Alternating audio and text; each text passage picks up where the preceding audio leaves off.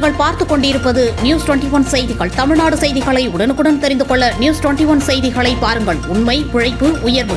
பாலக்கோடு ஸ்ரீ புதூர் மாரியம்மன் கோவில் 57ஆம் ஆண்டு திருவிழா கொடியேற்றத்துடன் துவக்கம்.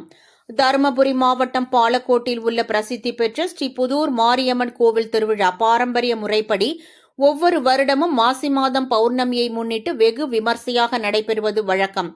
இந்த ஆண்டு வரும் பிப்ரவரி மாதம் 10ஆம் தேதி தொடங்கி 14ஆம் தேதி வரை கோவில் திருவிழா நடைபெறுவதையொட்டி ஸ்ரீ புதூர் மாரியம்மன் கோவில் வளாகத்தில் காலை பாரம்பரிய முறைப்படி பூஜை செய்து பந்தக்கால் நட்டு கொடியேற்றி விழாவினை ஊர் கவுண்டர் முருகேசன் துவக்கி வைத்தார். முன்னதாக ஸ்ரீ புதூர் மாரியம்மனுக்கு பல்வேறு திரவியங்களால் அபிஷேகம் செய்யப்பட்டு சிறப்பு அலங்காரத்தில் அம்மன் பக்தர்களுக்கு அருள் பாலித்தார்.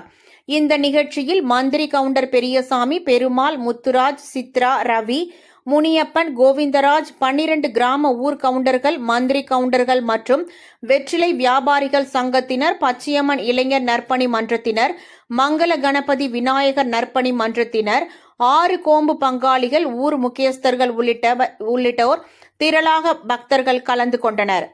நியூஸ் 21 செய்திகளுக்காக முனியப்பன்.